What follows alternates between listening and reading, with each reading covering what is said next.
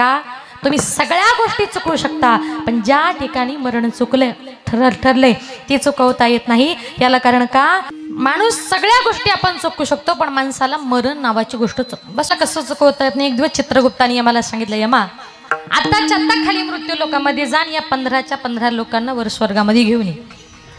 आता यमाने चित्रगुप्ताची चिठ्ठी घेतली, यम खाली मृत्यू लोकात आला. खाली आल्यानंतर यमाच्या चिठ्ठीमध्ये पहिलं नाव होतं ते गण्याचं. गण्याचं म्हणजे काय? आपल्याकडे जर गणेश नाव असेल तर तुम्ही त्याला काय म्हणता? खरं बोला, काय म्हणता? गण्या. त्याचं नाव चांगलं गणेश होतं.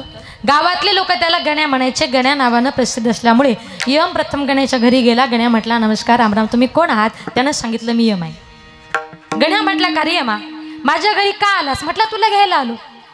पण अरे माझ्याच घरी का आलास? त्याने ती यादी दाखवली. हे बघ, चित्रगुप्ताने मला ही 15 लोकांची यादी दिली आणि यादीमध्ये पहिल्या नंबरला नाव तुझं आहे, म्हणून मी प्रथम तुझ्या घरी आलो.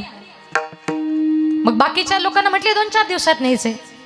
आता गण्याने विचार केला, गावातल्या लोकांना 2-4 दिवसात न्यायचे, पहिला नंबर तर माझाच आहे. मग आपणही आपलं मरण जरा 2-4 दिवस पुढे ढकलावं, आवडीचे पदार्थ खाऊन पिऊन घ्यावे, मग मरावं. गण्या हुशार होता. गण्या म्हटला, यमा तू स्वतःहून मला घ्यायला आलास ना, आता दुपारचा 1 वाजला, मला फार भूक लागली, तुलाही भूक लागली असेल, माझ्या बायकोला मस्तपैकी पाची पक्वान्नाचं भोजन बनवायला सांगतो आणि एकदा का जेवण झालं का तुम्हाला घेऊन जा. यम म्हटला, ठीक आहे. आता गण्याच्या बायकोने पाची पक्वान्नाचं भोजन बनवलं, स्वयंपाक तयार झाला, ताटं वाढण्यात आली. गण्याच्या बायकोने आवाज दिला, आहो, असंच म्हणताना जेवण तयार आहे. गण्या लगेच किचनमध्ये गेला.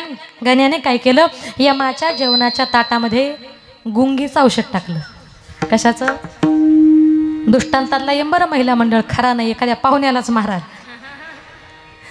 आता गुंगीचं औषध टाकलं, ताटं वाढण्यात आली. गणी आणि यम दोघंजण जेवण करायला बसले. आता यमाच्या जेवणामध्ये गुंगीचं औषध असल्यामुळे जेवल्याबरोबर यमाला गुंगी आली, जेवल्या जागीच यम झोपला. आता गण्याला वाटला, आता हा झोपला 2-3 तास तरी याची गुंगी काही उतरणार नाही, आपल्याला आपलं मरण पुढे ढकलायचं आहे, आता हीच वेळ योग्य आहे. म्हणून गण्याने काय केलं, यमाच्या खिशातली चिठ्ठी गुपचूप काढली आणि त्या चिठ्ठीमध्ये 1 नंबरला जे गण्या नाव होतं ना, त्या गण्या नावाची खाडाखोड केली आणि 15 नंबरला नाव लिहिलं गण्या. कारण त्याला वाटलं यम मला सगळ्यांच्या शेवटी घेऊन जाईल. आता संध्याकाळी यमाची गुंगी उतरली. यम उठला. यम म्हटला, गण्या अरे मी तुझ्यावर फार खुश आहे. गण्या म्हटला, का रे यमा एवढा खुश कशाला झालास? यम म्हटलं, हे बघ गण्या, अरे मृत्यू लोकात अनेक वेळा आलो, अनेक लोकांच्या घरी गेलो, पण अजूनपर्यंत मला साधा कोणी चहा नाही पाजला रे. पण तुझ्या घरी आल्यानंतर मात्र पाची पक्वान्नाचं भोजन काय, वरून 2-3 तास आराम काय. म्हणून गण्या मी तुझ्यावर एवढा खुश आहे, एवढा खुश आहे, आणि मी तुझ्यावर खुश होऊन असं ठरवले, गण्या मी असं करतो, तुला नेण्याऐवजी यादीत जाचं शेवटी नाव आहे ना, त्यालाच मी घेऊन जातो. शेवटी नाव कोणाचं होतं? लिहिलं कोणी? का तुम्ही सगळ्या गोष्टी चुकवू शकता, पण ज्या ठिकाणी मरण चुकले ठरले ते चुकवता येत नाही. याला कारण का माझे नाथ बाबा म्हणतात, घडोघडी काळ वाटयाचे पाहे,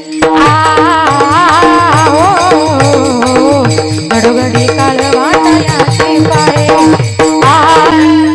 माझे नाथ बाबा म्हणतात, घडोघडी काळ वाटयाचे पाहे, अजून किती आहे अवकाश. काळ प्रत्येक घडीला प्रत्येक क्षणाला तुमची माझी प्रत्येकाची वाट बघते. म्हणून काळाने घेऊन जायच्या अगोदर तुम्हाला मला प्रत्येकाला भगवान परमात्म्याचं चिंतन करायचे. तुकोबराय म्हणतात, भोगतो न घडे संचिता वाचुनी. आता कुठलाही भोग हा त्या माणसाच्या संचित कर्माशिवाय घडत नाही. त्याच्याबद्दल एक सुंदर दृष्टांत सांगते. माझे संत सज्जन महाराज हे जगन्नाथपुरीची रथयात्रा करण्याकरता मुक्काम दर मुक्काम करत करत निघाले होते. संध्याकाळची वेळ झाली. एका गावामध्ये मारुतीचं मंदिर दिसलं, म्हणून महाराज त्या मंदिरामध्ये मुक्काम करता थांबले. संध्याकाळच्या वेळेला त्या मंदिराच्या बाहेरून एक 20-25 वर्षाची तरुण तडफदार स्त्री त्या मंदिराच्या बाहेरून चालली होती. ती दिसायला खूप सुंदर होती. महाराज मंदिरात होते. महाराजांचं वय सुद्धा 20-25 वर्षाचं होतं आणि महाराजही दिसायला फार सुंदर होते. जेव्हा त्या स्त्रीने महाराजांना मंदिरामध्ये बघितलं, ती बाई त्या महाराजांच्या प्रेमात पडली. मंदिरात गेली, सांगितलं, महाराज आपण कोण? त्यांनी सांगितलं, या देहाला सज्जन महाराज असं म्हणतात. आला तर कुठून? ओरिसा प्रांतातून आलोय, चालला तर कुठे? जगन्नाथपुरीची रथयात्रा करण्याकरता निघालोय. रात्रीचा मुक्काम तुमच्याच मंदिरात. भोजनाची व्यवस्था गावकरी जे देणार तेच खाणार, नाही कोणी दिलं तर पाणी पिऊन तसाच उपाशी झोपणार.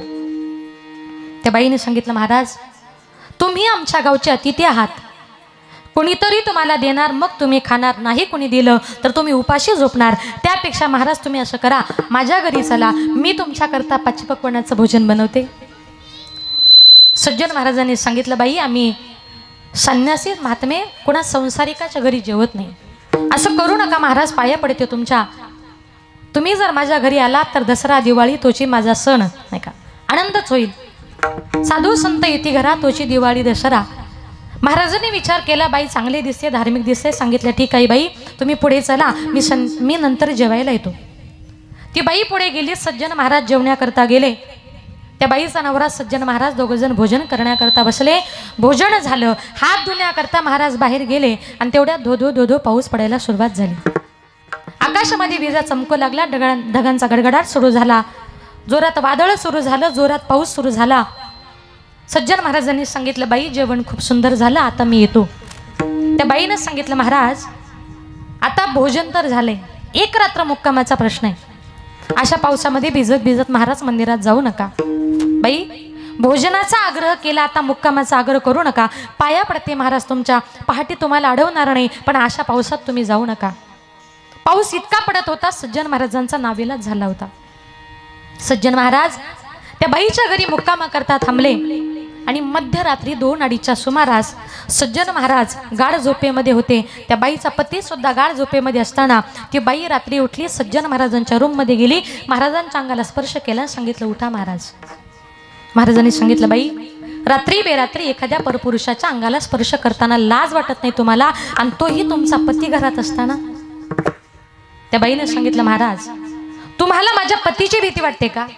घरामध्ये पळत गेली, धारदार अशी कुऱ्हाड आणली, तीच कुऱ्हाड आपल्या नवऱ्याच्या डोक्यात टाकली आणि एका क्षणात त्या बाईनं आपल्या पतीचा खून केला. हा सगळा प्रकार सज्जन महाराज बघत होते. एक स्त्री जर आपल्या नवऱ्याला मारू शकते, आता हे माझं काय करेल मला सांगता येणार नाही. जीव मुठीत धरला, खिडकीतून उडी मारली, सज्जन महाराज पळत सुटले.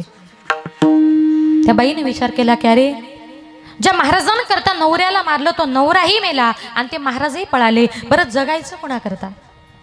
आणि या महाराजांनी जर उद्या गावामध्ये सांगितलं का हिने हिच्या नवऱ्याचा खून केला, मला हे सगळं सोडून जेलमध्ये जावं लागेल, त्या बाईनं डाव पलटला. ती बाई रात्री घराच्या बाहेर पळत आली.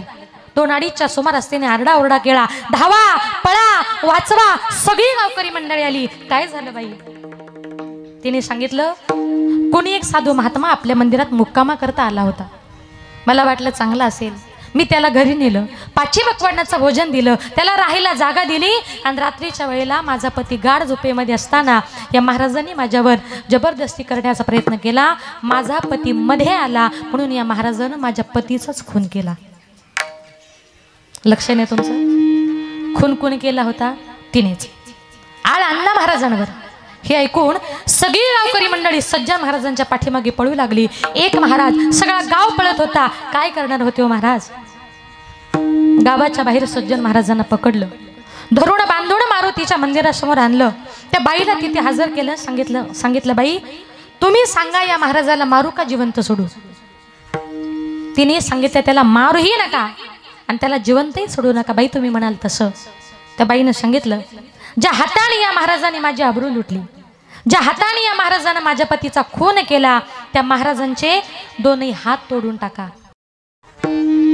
त्या बाईच्या सांगण्यानुसार सज्जन महाराजांचे 2 हात तोडण्यात आले. चुकीची शिक्षा झाली. सज्जन महाराजांना सोडून दिलं. महाराज रडत रडत जगन्नाथपुरीला जाऊन पोचले. जगन्नाथाच्या चरणावर आपलं मस्तक टेकवलं. सांगितलं, जगन्नाथा अरे माझी काय चुकी होती? अरे जन्माला आल्यापासून श्रीचा स्पर्श माझ्या मनाला सुद्धा झाला नाही. जगन्नाथ मी असं करेल? अरे माझा मी तुझ्या यात्रेला निघालो होतो, त्या बाईनीच मला भोजनाचा आग्रह केला, त्या बाईनीच मला मुक्कामाचा आग्रह केला, त्या बाईनेच तिच्या पतीचा खून केला आणि सगळा आळ माझ्यावर का?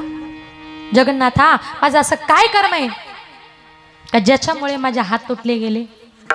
जगन्नाथाने सांगितलं, सज्जन महाराज तुम्ही माझे भक्त आहात, पण माझा कितीही जवळचा भक्त असला ना कर्म नावाची गोष्ट माझ्या भक्ताला सुद्धा चुकत नाही. रडू नका महाराज. आज तुमचे हात तुटले ते तुमचं आत्ताचं नाही, तुमचं मागच्या जन्माचं संचित कर्म आहे. सज्जन महाराज म्हटले, सांग जगन्नाथा, अरे मागच्या जन्मात मी असं काय केलं होतं? जगन्नाथांनी सांगितलं, ऐका महाराज, मागच्या जन्मामध्ये तुम्ही एक संन्यासी साधू होतात.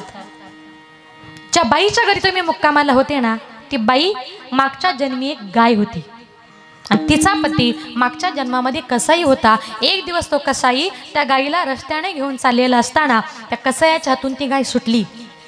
कुठे गेली त्याला कळेना. तुम्ही तिथून चालला होता? कसाईने विचारलं, महाराज माझी गाय इथून पळताना बघितली का? तुमच्या मनात पाप नव्हतं, पण तुम्ही उजव्या हाताचा संकेत केला, तुम्ही सांगितलं हो हो तुमची गाय या दिशेला गेली. तो कसाई त्या गायीच्या पाठीमागे पळाला आणि त्या गायीला सुद्धा समजलं का माझा पत्ता या महाराजांनी सांगितला. ते गायी मनातल्या मनात म्हटली, महाराज आज तुम्ही जर माझा पत्ता दाखवला नसता तर मी या कसायाच्या हातात भेटले नसते. आता हा कसाई मला कत्तलखान्यात नेणार आहे, माझी कत्तल करणार आहे. आता मी तुमचा काटा काढू शकत नाही महाराज, या जन्मी नाही पण पुढच्या जन्मी मी तुमचा काटा काढल्याशिवाय राहणार नाही. म्हणून त्या महाराजांचा काटा काढण्याकरता मागच्या जन्मातली गाई या जन्मामध्ये ती बाई झाली. ज्याने तिची कत्तलखान्यामध्ये कत्तल केली होती तो तिचा पती झाला आणि मागच्या जन्मी त्याने तिला कत्तलखान्यात कापल्यामुळे या जन्मात तिने त्याला घरातच कुऱ्हाडीने कापला. अहो पण दोघांमध्ये माझी चुकी काय? दोघांमध्ये तुमची चुकी एकच. हिंदू धर्मामध्ये गोमातेला पवित्र मानतात. त्या दिवशी एका हाताने जर गाय दाखवली नसती तर कदाचित त्या गोमातेचा जीव वाचला असता. पण मागच्या जन्माची एका हाताची शिक्षा या जन्मामध्ये तुमचे दोन्ही हात तुटले गेले. म्हणून भोगतो न घडे संचिता वाचोनी तुकोबारे म्हणतात. मग पुढे ऐका, सज्जन महाराजांचे हात तुटले. सज्जन महाराज पंढरीला गेले, पांडुरंगाच्या चरणावर मस्तक ठेवलं आणि सांगितलं, पांडुरंगा अरे ज्या जातीमध्ये जन्माला घातले ना ती जात आहे कसायाची. कसायाचं काम आहे मांस तोडणं, मांस विकणं. पण पांडुरंगा अरे तू माझ्या हाताचं काढून घेतले, मी मांस तोडायचे कसे, मांस विकायचे कसे? मला माझ्या जातीशी प्रामाणिक राहायचंय. अरे त्या पांडुरंगानं काय करावं? सज्जन कसाया विकू लागे मास. अजूनपर्यंत कुणाला चुकलेले नाही. म्हणून तुकोबाराय म्हणतात, करावे ते मनी समाधान. जीवन जगताना कितीही जरी दुःख वाटायला आलं ना तरी कुठल्याही गोष्टीचं दुःख मनामध्ये बाळगायचं नाही. अभंग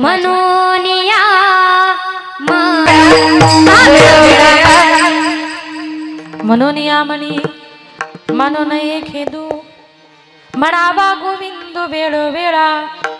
तुकोबाराय म्हणतात, कितीही जरी दुःख जीवनामध्ये वाटायला आलं तरी संसाराचं दुःख कधीच माणसाने मानायचं नसतं. कारण का तर ते दुःख आपल्याला नशिबाने आलेलं असतं आणि हा संसार मुळातच दुःखाचा आहे. तुम्ही त्याच्यामध्ये कितीही सुख शोधण्याचा प्रयत्न करा, सगळ्यांना प्रमाण पाठ आहे संसार दुःख मुळ. आणि वारकरी संप्रदायात त्याला तेवढी एक चाल फेमस आहे बघा. तो संसार दुःख मूळ शब्द म्हणताना आपण त्या मूळ शब्दाला किती आलाप म्हणतो? संसार दुःख मूळ, तितका तो दुःखाचा आहे. अशा दुःखरूपी संसारात आपला जन्म झालाय. संसारामध्ये सुख आहे पण किती? सुख पाहता जवा पाडे दुःख पर्वता एवढे. सुख अगदी तिळा एवढं लहान आहे पण दुःख पर्वता एवढे. मग संसारामध्ये किती सुख आहे? एक उदाहरण तुम्हाला पटवून देते बघा, मग तुमच्या लक्षात येईल का किती सुख संसारात आहे. एक मनुष्य रस्त्याने चालला होता. तो घनदाट अशा जंगलामध्ये गेला आणि जंगलामध्ये गेल्यानंतर जंगलामध्ये त्याची ना वाघाची नजरानजर झाली. वाघाने त्या मनुष्याला बघितलं. तो वाघ त्या माणसाच्या पाठीमागे पळू लागला. तो मनुष्य आपला जीव वाचवण्याकरता 120च्या स्पीडला पळत होता. पाठीमागे बघत होता, पुढे पळत होता. वाघ जवळ आला. जीव वाचवायचा आहे, करायचं तरी काय? पळता पळता त्याला रस्त्यात एक विहीर दिसली. त्याने विचार केला, कदाचित या विहिरीमध्ये उडी मारली तर माझा जीव वाचू शकतो. पण विहिरीमध्ये पाणी किती अंदाज घेण्याकरता असं थोडंसं डोकावून बघितलं तर त्या विहिरीमध्ये असा फणा काढलेला मोठा साप होता.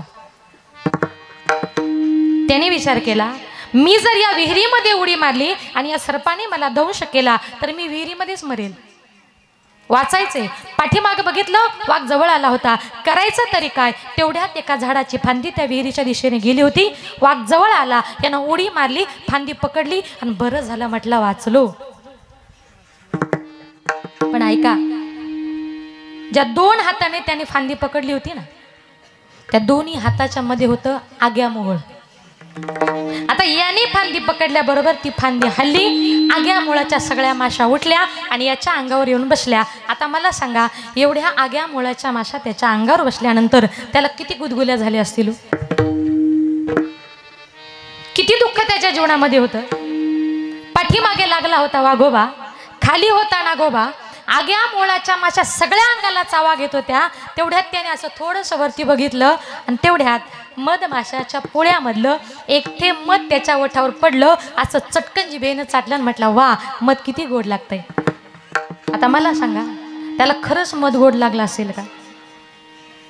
हे त्याचं नाही, हे इथं बसलेल्या तुमच्या माझ्या सर्वांची ही परिस्थिती, हे आपलं उदाहरण आहे. आजही आपली परिस्थिती अशीच आहे, सगळ्या बाजूने दुःख आहे, पण त्याच्या ओठावर जो काही एक थेंब मधाचा पडला ना, तेवढंच सुख त्याच्या जीवनात आहे. बाकी सुख आपल्या जीवनामध्ये कुठलंच नाही. आणि ते सुख आहे भगवान परमात्म्याचं चिंतन करण्यामध्ये. म्हणून संत महात्मे म्हणतात, अरे सुंदर असा नृत्य भगवान परमात्म्याने तुम्हाला मला दिलाय, हा देह वाईट मार्गाने जाऊ देऊ नका. म्हणजे तुकडोजी महाराज म्हणतात, काही काही लोक या देहाचं काय करतात त्यांनाही कळत नाही. हो, क्या किया रे, क्या किया, क्या किया, क्या किया रे, तूने जीवन गमा दिया, क्या किया रे,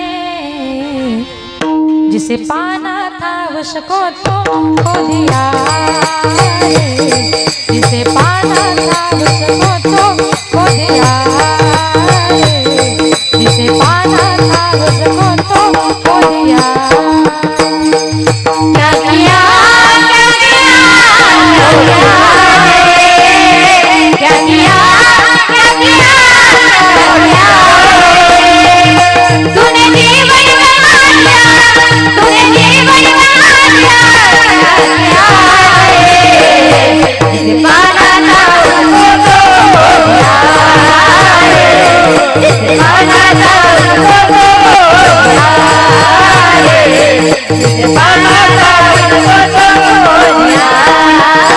अमृत को छोड़ा, पिता है शराब रे, भगवान के नाम को भूल दिया, विषयों के बंधों में बांधा गया तू, संत समागम को भूल दिया. क्या किया, क्या किया, क्या किया रे, क्या किया, क्या किया, क्या किया रे, जिसे पाना था उसको तो खो दिया रे, जिसे पाना था उसको तो खो दिया रे, जिसे पाना था उसको तो खो दिया. क्या किया, क्या किया, क्या किया रे, क्या किया, क्या किया, खो दिया रे, जिसे पाना था उसको तो खो दिया रे, जिसे पाना था उसको तो खो दिया रे, जिसे पाना था उसको तो खो दिया रे.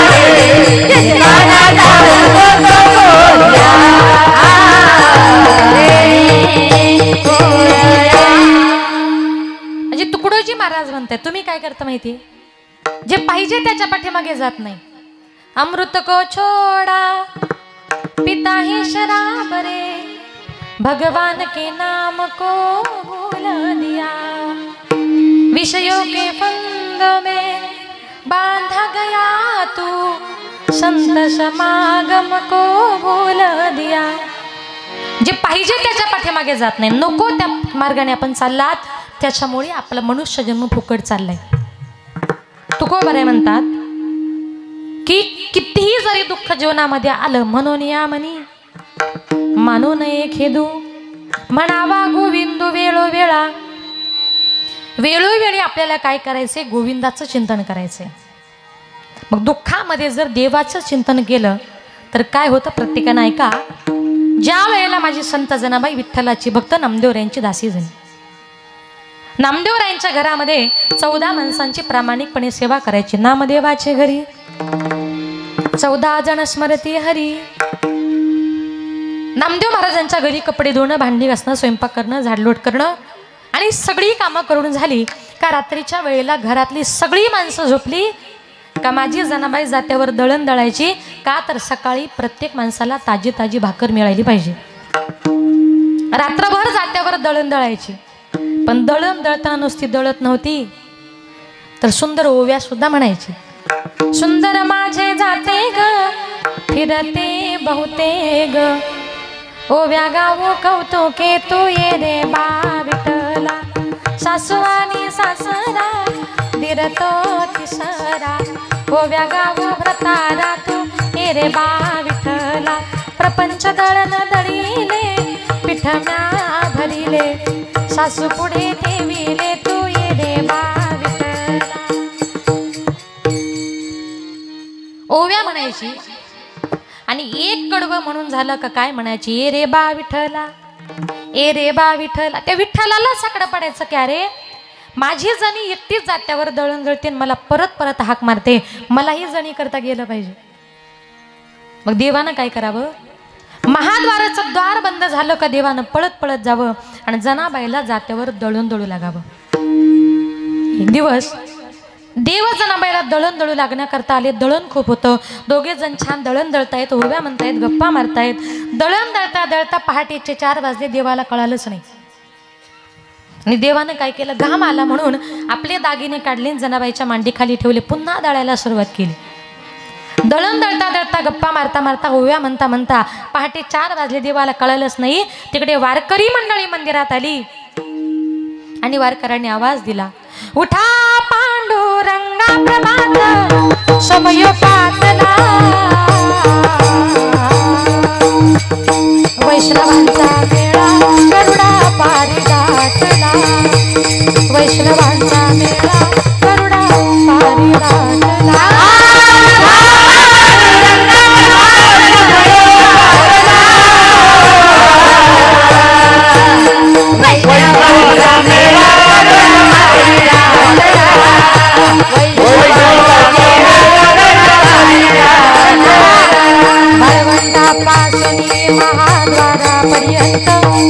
महाद्वारापर्यंत सुरवराची मादी उभे जोडून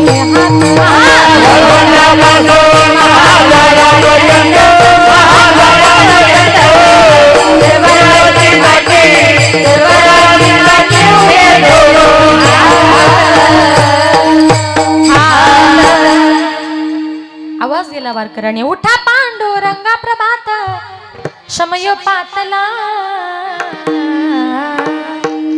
वैष्णवांचा मेळा गरुडा पारी दाटला. सगळी वारकरी मंडळी आहोत आपण, सगळी पंढरपूरला गेलो. गरुड खांबापासून महाद्वाराचं अंतर किती आहे, साधारण आपल्यापासून शिष्टीमाला इतकं. आता वारकऱ्यांनी उठा म्हटल्याबरोबर देवाची गडबड झाली. अरे मी तर जणीकडे आहे. आता वारकऱ्यांनी दार जर उघडलं, मी जर महाद्वारात नसेल, काही खरं नाही. ते घाईघाईने उठले. दागिने गळ्यात घालायचे सोडून जनाबाईची गोधडीच गळ्यात घातली आणि देव पळत सुटले. जनाबाई म्हणते, देवा देवा हो दागिने. देव म्हणतात, जणे काही बोलू नका, आता फक्त मला जाऊ दे. देव पळत पळत मंदिरात गेले, विटेवर जाऊन उभे राहिले. देवाच्या लक्षात आलं की अरे दागिने एवढे जड झाले कसे काय. खाली वाकून बघितलं, गळ्यात गोधडी. आता म्हटले माझंही खरं नाही, जणीचंही खरं नाही. पुजाऱ्याने दार उघडलं. देवानं अंगावरची गोधडी काढली, बाजूला फेकली. दार उघडल्याबरोबर एका पुजाऱ्याचं लक्ष गेलं देवाच्या गळ्याकडे. देवाच्या गळ्यामध्ये एकही दागिना नव्हता. चोरी झाली सगळीकडे आरडाओरडा झाला. एका पुजाऱ्याचं लक्ष गेले त्या गोधडीकडे. 100% कोणीतरी चोर तोंड लपून मंदिरात आला. दागिने सापडले, गोधडी टाकून निघून गेला. ही गोधडी कोणाची आहे? सगळ्या पंढरपुरातून फिरवली. जनाबाईच्या शेजारणीनं सांगितलं 100% जणीची. जनाबाईच्या रूमची झडती घेतली तर जनाबाईच्या रूम मध्ये देवाचे सगळे दागिने सापडले. तिथल्या राजाने फरमान सोडलं, आत्ताच्या आत्ता हिला सोळावर द्या. जनाबाई करता चंद्रभागेच्या वाळवंटामध्ये सूळ रोवण्यात आला होता. धरून बांधून जनाबाईला त्या सुळाकडे चालवलं होतं. आणि जनाबाईच्या विरोधातल्या बायका कितीही चांगलं वागा, गाव तिथे विरोधक जनाबाईला होत्या तर आपलं काय हो. त्या जनाबाईच्या विरोधातल्या बायका म्हणतात, जणी लाज वाटत नाही तुला? अगं विठ्ठलाचं चिंतन करतेस तुझ्या गोऱ्या विठ्ठल विठ्ठल म्हणतायत म्हणते आणि रात्री त्या विठ्ठलाच्या चोऱ्या करते जणे लाज कुठं सोडली ग. मनातल्या मनात जनाबाई म्हणते देवा या बायका काय काय बोलतात माझ्या कानाने ऐकवत नाही, पण विठ्ठला अरे तू स्वतःहून माझ्या घरी आलास, तुझे दागिने तू विसरून गेलास आणि माझी गोधडी तू घेऊन गेलास, याच्यामध्ये माझी चुकी काय रे. असा का रे विठ्ठला तू केलास कावा, अलंकार विसरून गेलास देवा, वाकळ नेली तू खांद्यावरी आळ चोरीचा माझ्यावरी, ओव्या गाऊन स्वरात दासी जनीच्या घरात, दासी जनीचा तू माय बाप, तुझी चोरी करण्याचे नाही केले पाप, कुठे गेली तुझी जादूगिरी, आळ चोरीचा माझ्यावरी, ओव्या गाऊन स्वरात दासी जनीच्या घरात.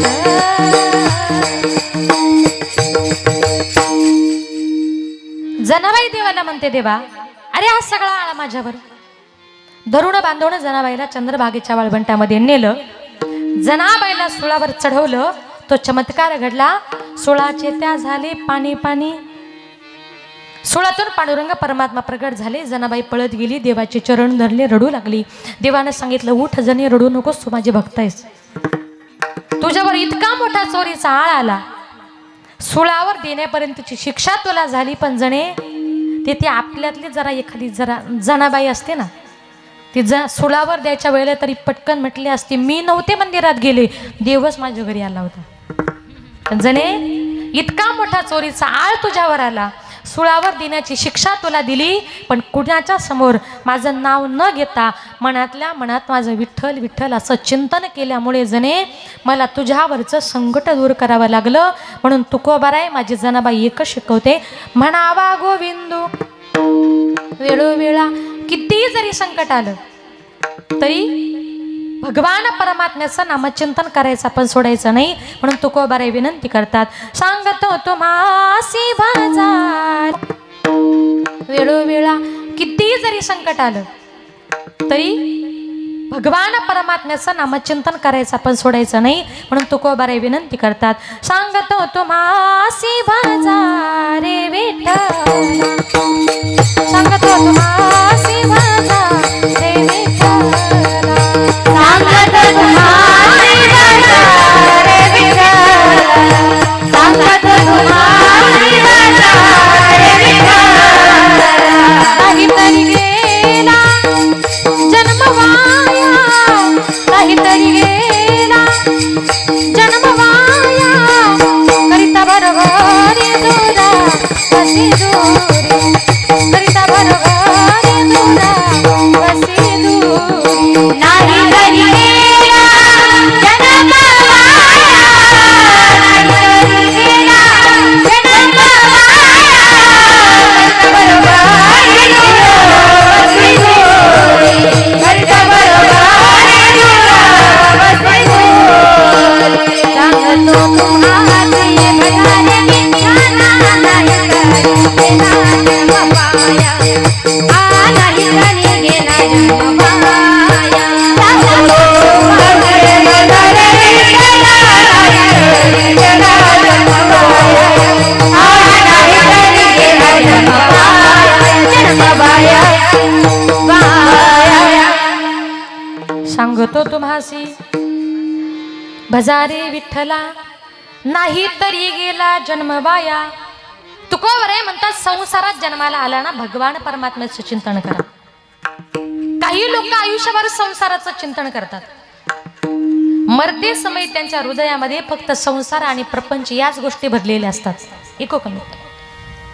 मग मरते समय तुमच्या देहामध्ये संसार प्रपंच अशा गोष्टी जर असतील तर त्याच्यामुळे काय होते. एक सुंदर उदाहरण सांगते बघा. एका गावामध्ये एक बाबा मरणार आणि तेवढ्यात त्या बाबाची वाचा गेली. वाचा गेली कळतं ना.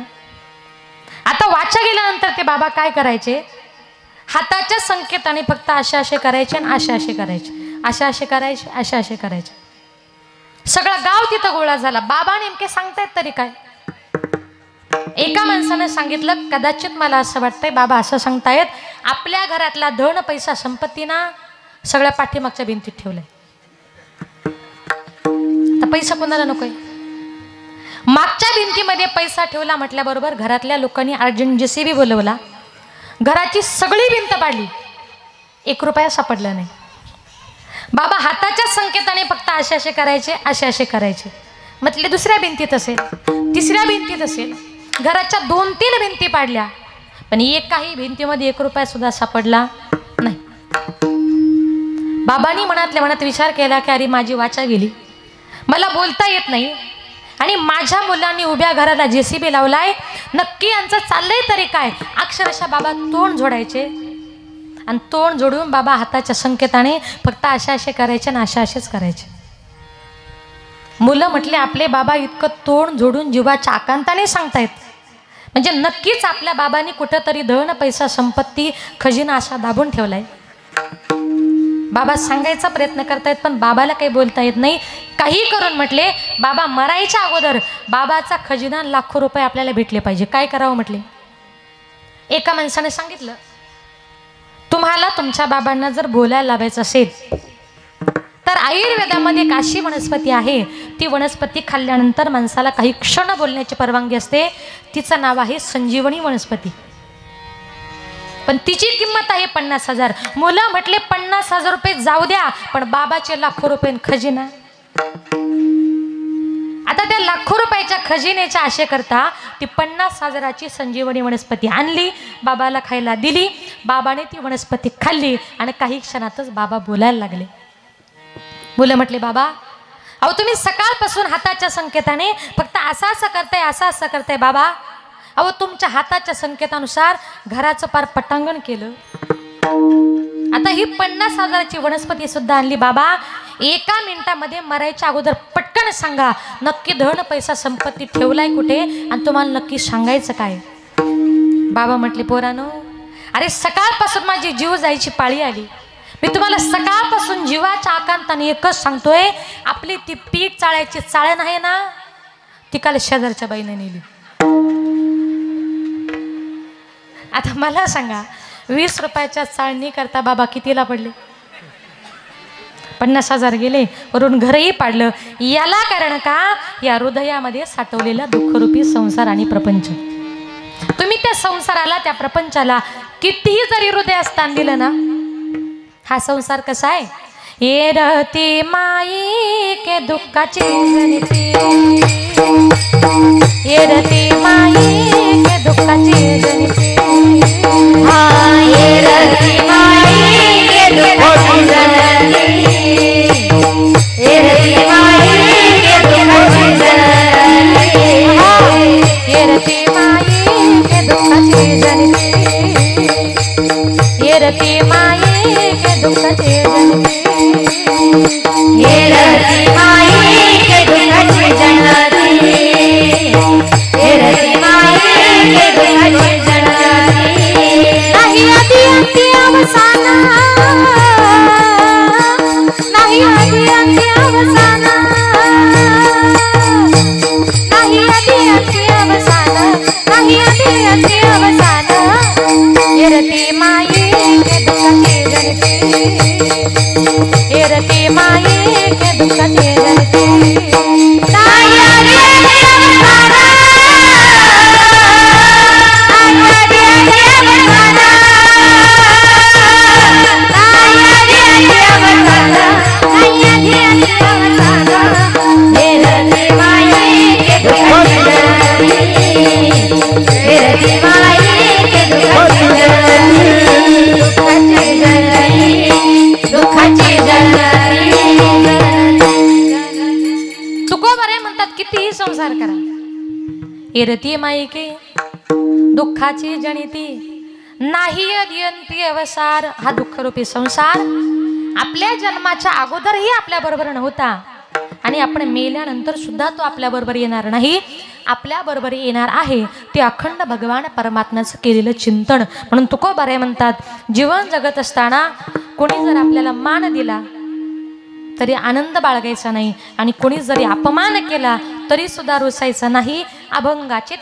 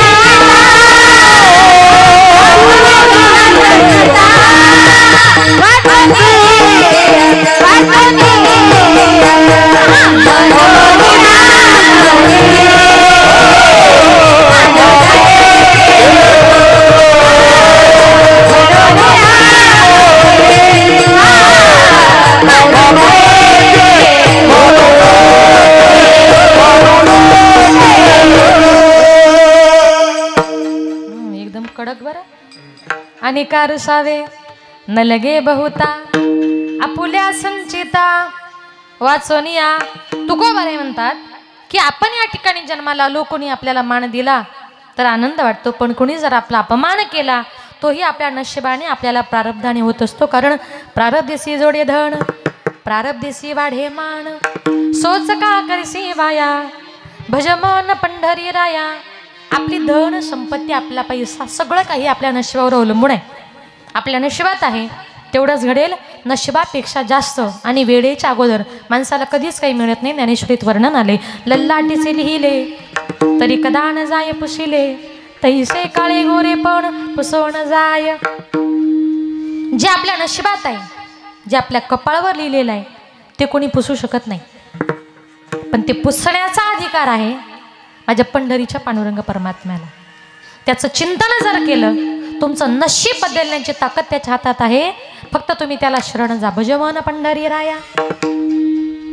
तुम्ही सांगाल मग ज्ञानेश्वरीत जर वर्णन आले लल्लाटीचे लिहिले तरी कदा न जाई पुसिले, मग तो कसा पुसू शकतो आणि कुणाचं नशीब पुसलं आम्हाला सांगा तरी. उदाहरण सांगते, ज्या वेळेला सुदामदेव भगवंताला भेटण्याकरता निघाले होते, दरिद्रीची अवस्था, अंगावर फटके कपडे, पायात तुटकी चप्पल, डोक्याला फटका बांधलेला, देवाला भेटण्याकरता राजमहालापर्यंत जाऊन पोचले. द्वारपालाने सांगितलं कुठल्याही भिकाऱ्याला राजमहालामध्ये प्रवेश करता येणार नाही.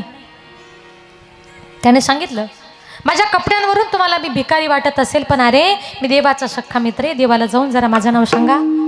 अरे द्वारपालो कन्हैया से कह दो किधर पे सुदामा गरीब आ गया है, किधर पे सुदामा गरीब आ गया है. भटकते भटकते न जाने कहाँ से, भटकते भटकते न जाने कहाँ से, तुम्हारे महल में गरीब आ गया है, तुम्हारे महल में गरीब आ गया है. अरे द्वारपालो कन्हैया से कह दो किधर पे सुदामा गरीब आ गया है, किधर पे सुदामा गरीब आ गया है।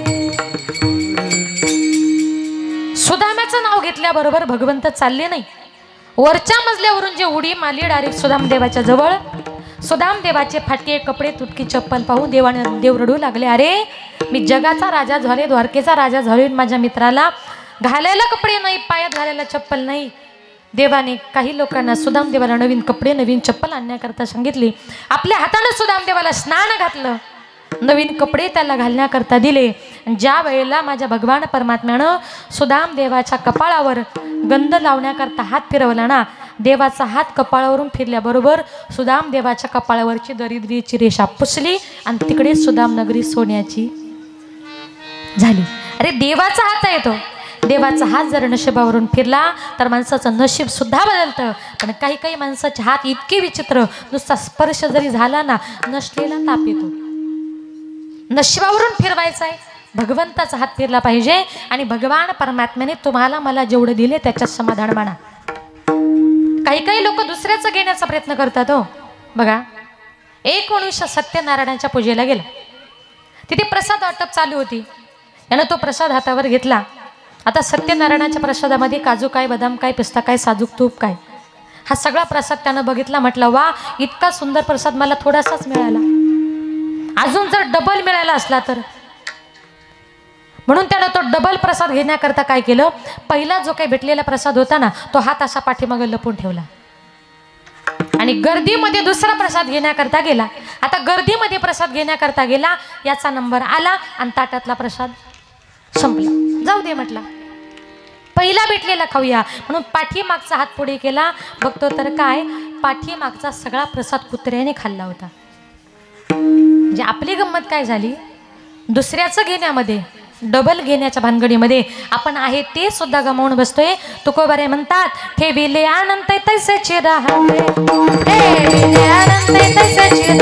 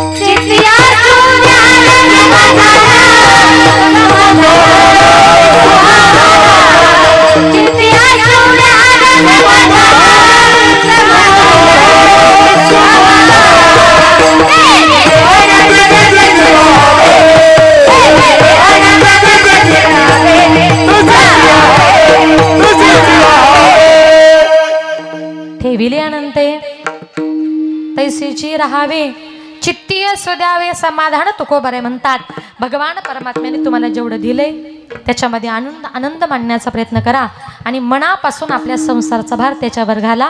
तुका म्हणे भार घातली यावरी आणि होईल कैवारी नारायण। जो भगवान परमात्मा आपला संसार सांभाळतो, एकदा त्या देवाचं सर्वांनी मोठ्या प्रेमाने हातानं टाळी आणि मुखाने परमेश्वराचं चिंतन। विठोबा विठोबा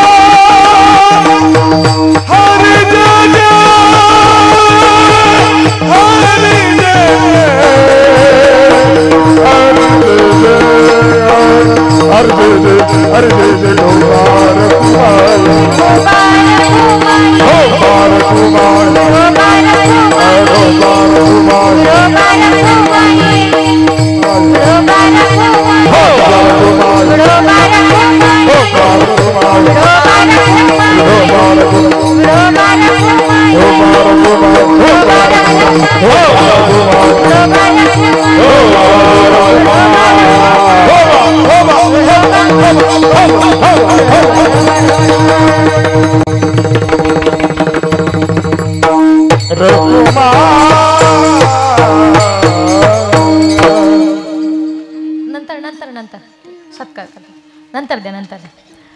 भोगतो न घडे संतीचा संचिता वाचोनी करावे ते म्हणे समाधान, म्हणून या म्हणे मानू नये खेदू, म्हणावा गोविंदू वेळोवेळा. आता या ठिकाणी माझ्या अल्पमतीप्रमाणे अभंगाचा 10वा भावार्थ आपल्या समोर मांडण्याचा प्रयत्न केला. नियोजित वेळेप्रमाणे 10 वाजता बरोबर आपला कार्यक्रम सुरू झाला होता, पण अजून एक 10 मिनिटं घेते. उरलेल्या वेळामध्ये थोडंसं आई वडिलांविषयी बोलते. या विश्वामध्ये आई बापासारखं श्रेष्ठ दैवत नाही. जिवंतपणी माणसाला मायबापाची किंमत कळत नाही.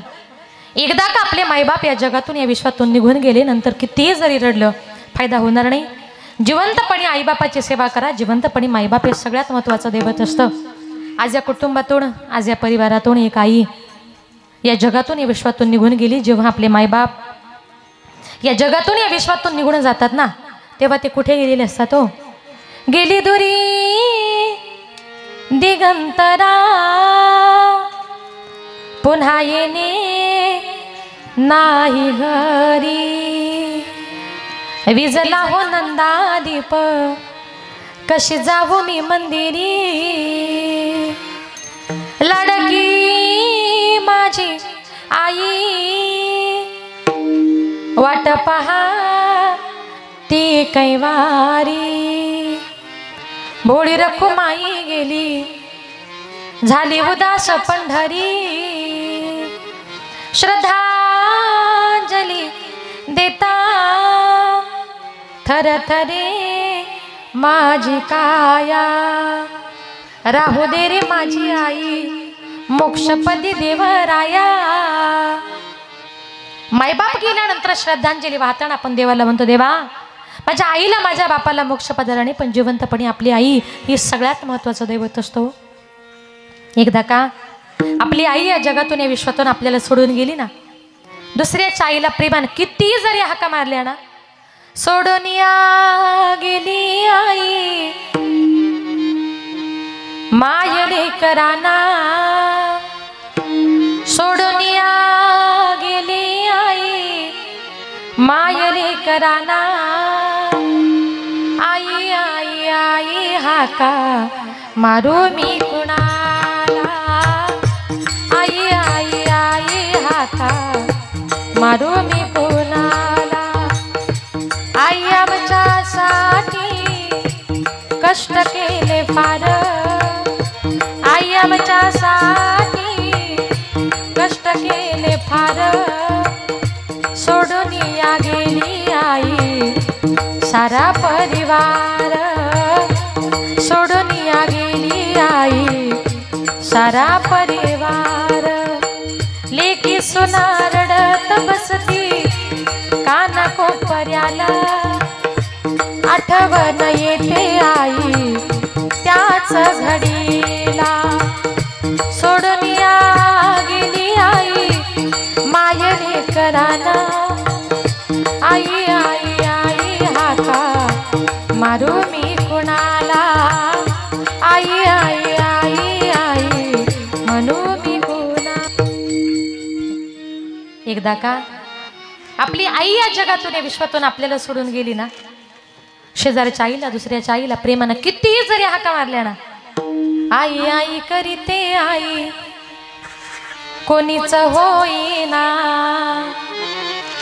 माझ्या आईची घसर शेजे नारीला येईना.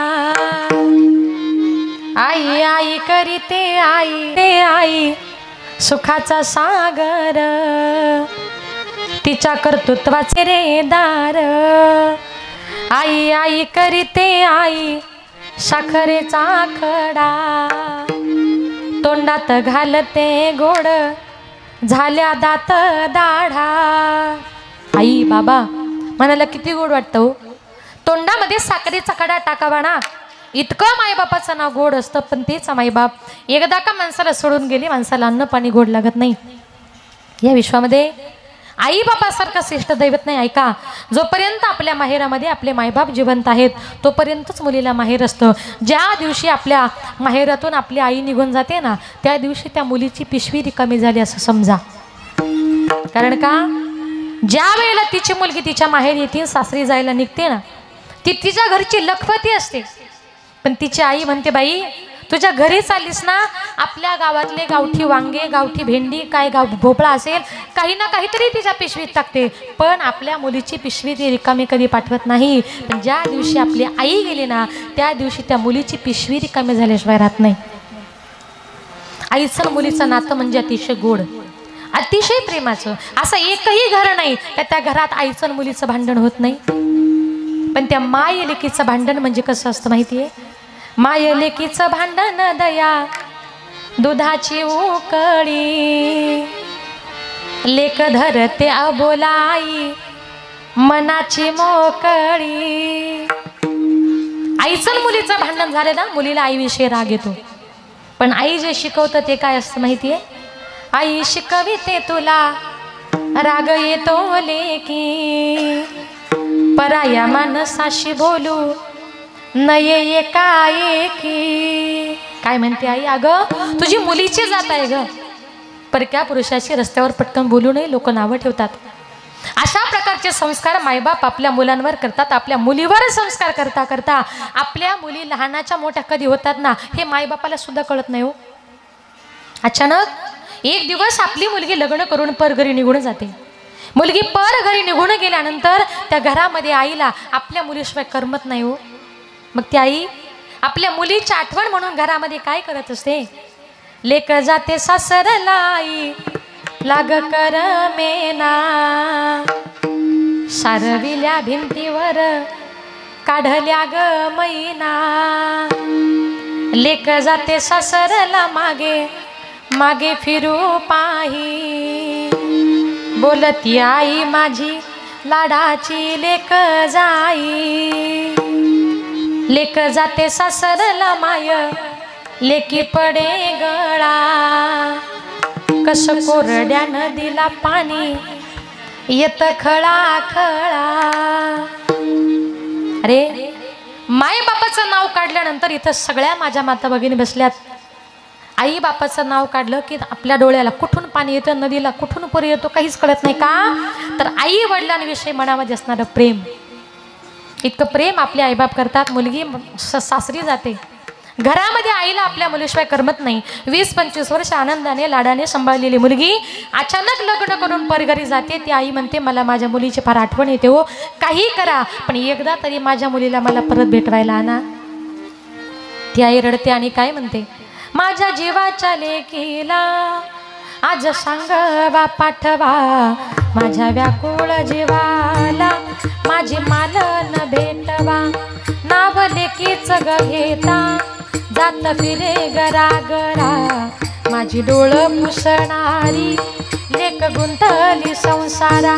रोज येते सपनात काही बोलत ती नाही, भर चैताच्या उन्हात माझी सुकली ग जाई. करू लेकीच नशीब झालं कपाळ उघड, घर धन्याच्या वाचून कोणी घेईना लुगड, घर धन्याच्या वाचून कोणी घेईना लुगड. इतकं प्रेम आपले मायबाप आपल्यावर करतात. म्हणून आज या परिवारातून एक आई आपले 3 मुलं, आपल्या 3 मुली, आपले पती, या सगळ्या परिवाराला पोरकं करून या जगातून या विश्वातून निघून गेली. आणि त्या आईच्या मूर्तीसारखी मूर्त माझ्या भगवान परमात्म्याने या जगामध्ये परत कधीच घडवली नाही. शेवटचे 2 मिनिटं घेते. आई तुझ्या मूर्तीवाणी या जगात मूर्ती नाही, आई तुझ्या मूर्तीवाणी या जगात मूर्ती नाही. अनमोल जन्म दिला ग आई तुझे उपकार फिटणार नाही.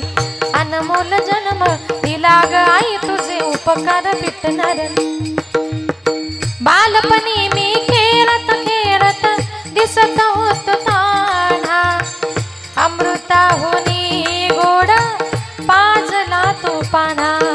बालपणी मी खेळत खेळत दिसत होत तान्हा, अमृताहुनी गोड पाजला तो पाना. तुझ्या या उपकाराची कधी जाणीव झाली नाही. अनमोल जन्म दिला ग आई तुझे उपकार फिटणार नाही. अनमोल जन्म दिला ग आई तुझे उपकार फिटणार ना.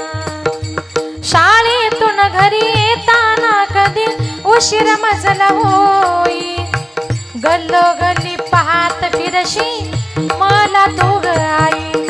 शाळेतून घरी येताना कधी उशीर मजला होई, गल्लोगल्ली पाहत फिरशी मला तू ग आई.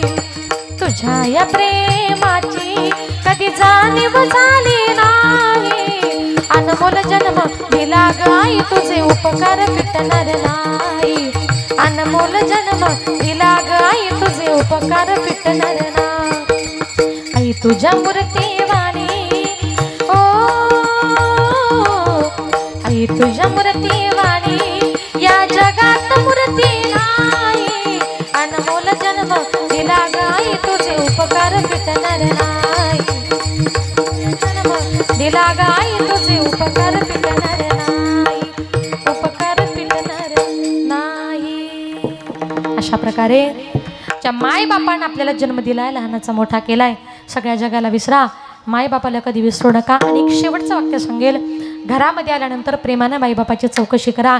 आईला सांगा आई तू जेवलीस का, बाबांना सांगा बाबा तुम्ही जेवलात का. नसतील जेवले ना, तुमच्या गोड बोलण्याने तुमच्या माईबापाचं पोट भरेल. माईबाप आजारी पडलेत, फक्त म्हणा आई बाबा दवाखान्यात चलता का हो. तुमचं गोड बोलणं हेच त्यांच्याकरता गोळे औषध आहे, जास्त काही ते मागत नाही. म्हणून आई वडिलांची सेवा करा. आज या ठिकाणी स्वर्गवासी परिगाबाई भानुदास भास्कर यांच्या प्रथम पुण्यस्मरणाच्या निमित्ताने आज या ठिकाणी जी काही कीर्तनरूपी सेवा आयोजित केली, निश्चितच आज एक आई आपल्यातून निघून गेली आणि त्यांच्या जाण्याने त्यांचा सगळा परिवार दुःखी झालेला आहे. खरं तर त्यांचं जाण्याचं वय नव्हतं, पण आले देवाजीच्या मनात येथे कोणाचेच आले ना. अतिशय कष्टाचं मुलाचं जीवन त्या आईने जगलं. आपले 3 मुलं, आपल्या 3 मुली, सगळ्यांचा संसार प्रपंच तिने आनंदाचा सुखाचा केला आणि चांगले खायचे प्यायचे दिवस आले. भगवंत त्यांना घेऊन गेला. ईश्वर चरणी प्रार्थना करूया की आमच्या आईंना भगवंत स्वर्गामध्ये चांगल्या ठिकाणी स्थान देव, ईश्वर त्यांच्या आत्म्याला चिरशांती देव. माझ्या वतीने, माझ्या संपूर्ण महाराष्ट्र वारकरी संप्रदायाच्या वतीने आईंना भावपूर्ण आदरांजली श्रद्धांजली या ठिकाणी अर्पण करते. त्यांच्या पश्चामध्ये त्यांचे पती आदरणीय श्री भानुदास अप्पा बाळाजी भास्कर, त्यांची 3 मुलं आहेत, संतोषभाऊ भानुदास भास्कर, भारतभाऊ भानुदास भास्कर, बंडूभाऊ भानुदास भास्कर. त्यांच्या मुली आहेत सौ भीमाबाई सुधाकर गाजरे, चंद्रकलाबाई रमेश बोढरे आणि सौ मंदाबाई लक्ष्मण पेहरकर. त्यांचा संपूर्ण हा परिवार, संपूर्ण परिवाराच्या वतीने आपल्या मातेला भावपूर्ण आदरांजली श्रद्धांजली अर्पण करण्याकरता हा कीर्तनाचा कार्यक्रम आणि आजची जी काही कीर्तनरूपी सेवा आहे त्यांच्या संपूर्ण परिवाराच्या वतीने आणि माळीवाड्यातील आमचे आदरणीय दीनाभाऊ, कारण 1-2 वर्षापूर्वी माळीवाड्यामध्ये महादेव मंदिरामध्ये आमचे आदरणीय विठ्ठल बाबा भगतच आहे ना, त्यांच्याकडे माझं कीर्तन झालं. खूप गोड सप्ताह तिथे करतात आणि 1-2 वर्षापूर्वी माझं कीर्तन तिथे झालं. तेव्हा मला दीनाभाऊंनी फोन केला की ताई आपल्याला परत एक कीर्तन आता इथे करायचं आहे. म्हणून त्यांच्या विनंतीला मान देऊन, या परिवाराच्या विनंतीला मान देऊन आज ही सेवा करण्याचं भाग्य मला मिळालं. त्याने आमचे आदरणीय विठ्ठल बाबा ही काही सर्वसामान्य व्यक्ती नाही, पण आज बाबा तुमच्यासारख्या संतांनी महात्म्याने आमच्या कीर्तनामध्ये येणं मी फार भाग्याचं समजेल. बाबांचं मनपूर्वक आभार. आणि आदरणीय पुरंदासजी महाराज ते सुद्धा या कार्यक्रमाला उपस्थित आहे. अशी ही साधू मंडळी, महात्म्य मंडळी या कार्यक्रमाला येतात. अजून सुरेश महाराज आढाव, आदरणीय हरिभक्त परायण वाघ महाराज. आता कसं आहे, माझं एकच माळीवाड्यात कीर्तन झालं आणि त्याच्यानंतर हे दुसरं कीर्तन, त्याच्यामुळे मला काही जास्त वारकऱ्यांचा महाराजांचा काही कुणाचा परिचय नाही. पण तुम्ही सर्व मंडळी आज या ठिकाणी उपस्थित झालात या कीर्तनाकरता. ज्यांनी 2 तास गोड अशी मृदुंगाची सेवा दिली ते मृदुंग वादक आदरणीय हरिभक्त परायण ऋषिकेशजी महाराज बरं का, अतिशय गोड सेवा दिली. मी एकच म्हणेन, मूर्ती लहान आहे पण कीर्ती महान आहे. खूप गोड सेवा दिली, बोलायला शब्द नाही. अतिशय सुंदर मृदुंग महाराजांनी वाजवला. आपल्या या ठिकाणी मनपूर्वक आभार. ज्यांनी गोड असं गायनाचं काम केलं आदरणीय हरिभक्त परायण महेशजी महाराज, आदरणीय हरिभक्त परायण कृष्णा महाराज, आदरणीय हरिभक्त परायण सुरेशजी महाराज, तेही उत्तम कीर्तनकार आहेत. पहिली चाल तर खूपच आपण गोड म्हटलात, तिसरं चरणही खूप गोड झालं. बाकीची टाळकरी मंडळी माऊली महाराज, इकडचे सगळे टाळकरी मंडळी, वारकरी मंडळी, तेही सगळे गायकच आहेत. पण आता आज गायक झाले जास्त आणि माईक झाले कमी. पण माझ्याबरोबर आलेल्या माझ्या विद्यार्थिनी युवा कीर्तनकार भूमिताई पाटील, युवा कीर्तनकार श्रावणीताई आव्हाड, त्याही या ठिकाणी आल्या, गोड गायन केलं, त्यांचंही या ठिकाणी आभार. विनेकऱ्यांचा आभार. आमचा आवाज तुमच्यापर्यंत ज्यांनी सुंदर गोड पोचवला, शिष्टीमल्या दादांचंही या ठिकाणी मनपूर्वक आभार. ज्यांनी गोड अशी हार्मोनियमची सेवा दिली, आदरणीय हरिभक्तपरायण ऋषिकेशजी महाराज नाही का, आज त्यांनी सुद्धा अतिशय गोड आपण सेवा दिली. एकदम म्हणजे जसं मी गात होते तसं तुम्ही वाजवत होतात. खूप सुंदर महाराज, आपलंही या ठिकाणी मनपूर्वक आभार. यूट्यूबच्या माध्यमातून हा कार्यक्रम महाराष्ट्रभर दिसणार आहे. यूट्यूबवाल्या दादांचंही या ठिकाणी मनपूर्वक आभार. आणि तुम्ही सगळा श्रोतवर्ग, माझ्या सगळ्या माता भगिनी, तुम्ही सगळे पुरुषवर्ग, गणगोत्र नातेवाईक त्यांच्या दुःखात सहभागी झालात, त्यांच्या कार्याची शोभा वाढवली. जमलेल्या सगळ्या माझ्या माता भगिनी, सगळे आपण पुरुषवर्ग, समोर बसलेली संप्रदायातील वारकरी मंडळी, महाराज मंडळी, आपल्या सर्वांचा या ठिकाणी मनपूर्वक आभार मानते. माझ्याबरोबर आलेले माझे पती श्री प्रकाश पांडुरंग पाटील, ते सुद्धा या ठिकाणी उपस्थित आहे, त्यांचंही या ठिकाणी मनपूर्वक आभार. बघू नका ग, बायका लगेच बघतात कुठे बाईचा नवरा, ते तिकडं गाडीत बसलेत. असो, माझ्या मिस्टरांची साथ आहे. आमचं भिवंडी तालुक्यामध्ये ओढून वगैरे गाव आहे, त्या गावचे ते 2 वेळा सरपंच होऊन गेलेत. म्हणजे ते राजकारणात आहे, मी परमार्थात आहे, पण तरी जोड जमला. साथ फार महत्त्वाची आहे. माझ्या मिस्टरांचंही या ठिकाणी मनपूर्वक आभार, कारण एवढ्या लांबून इथे मला घेऊन आले. आणि मी माझ्या वयाच्या शाळेत 4थीला होते तेव्हापासून मी कीर्तनकार आहे. आज मी कीर्तन करते, त्याला 25 वर्ष झाले. 25 वर्षाची परंपरा ही माझ्या वडिलांची मिरासी गा देवा, आणि तुझी चरणसेवा पांडुरंगा. आणि खरंच आम्ही आज इथपर्यंत एवढ्या लांबचा प्रवास करून आले. जाताना एक सांगेल की म्हणजे आता 10 महिने झाले. 12 ऑगस्ट महिन्यामध्ये मी नांदेडला कीर्तनाला चालले होते आपल्या समृद्धी हायवेने.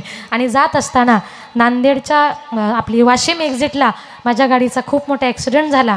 आणि त्याच्यामध्ये माझे मिस्टर, मी, ही भूमिताई, माझी छोटी कन्या, आम्ही 4घे जण होतो.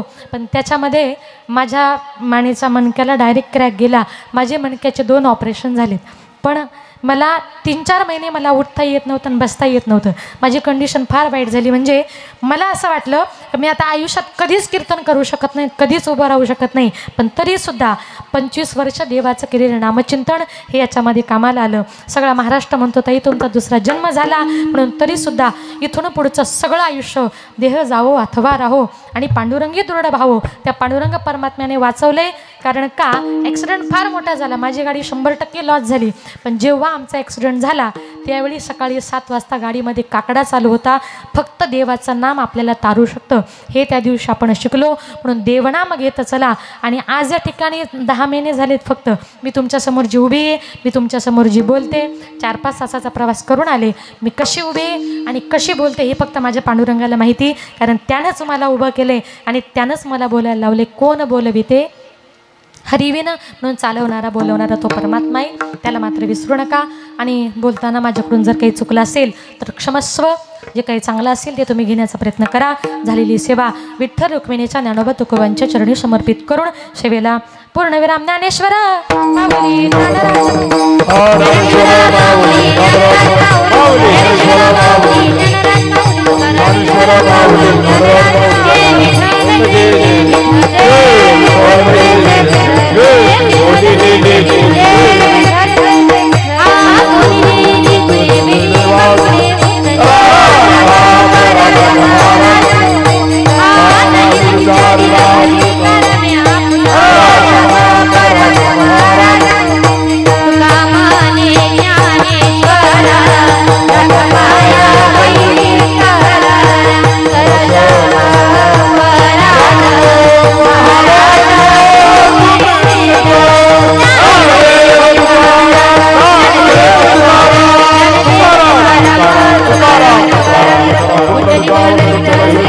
माऊली धनंजयजी पर्या युक्तीप्रमाणे आज या भास्कर परिवारातील मातोश्री सौभाग्यवती परिगाबाई भानुदास भास्कर यांना जाऊन आज 1 वर्ष पूर्ण झालं.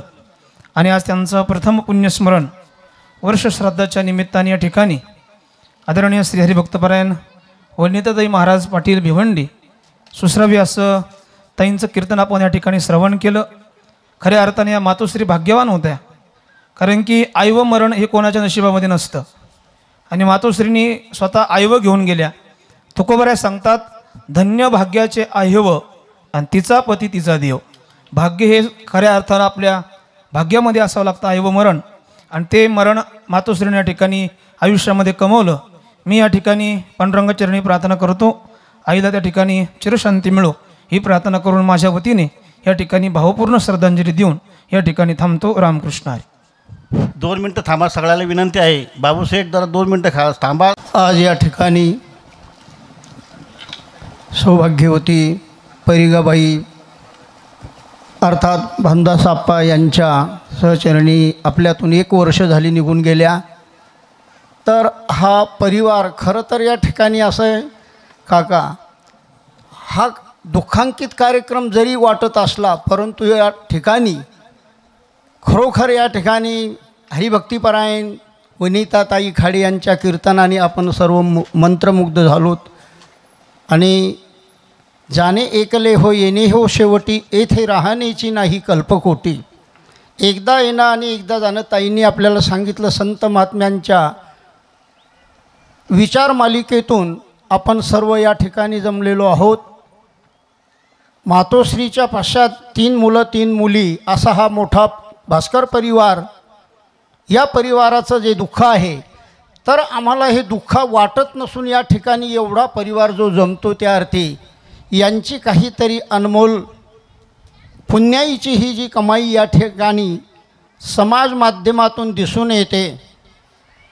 गेले दिगंबर ईश्वर विभूती राहिल्या त्या कीर्ती जगा माझी परमार्थिक कीर्ती आणि ही सांसारिक कीर्ती यामध्ये फरक आपल्याला महाराजांनी कीर्तनातून प्रतिपादन केला. तर मी माझ्या वाघ परिवारातर्फे या ठिकाणी या दुःखामध्ये आम्ही सहभागी आहोत असं गृहीत धरून स्वामींच्या कृपेने मी या ठिकाणी, कारण या ठिकाणी बाबा आले, या मला खूप एक आनंद वाटला की या ठिकाणी महात्माजी म्हणून विठ्ठलजी बाबा सर्वांचं श्रद्धास्थान आल्यानंतर मलाही खूप गोड आनंद झाला. म्हणून या परिवारांना अगदी अशा प्रकारचं दुःखातून सावरून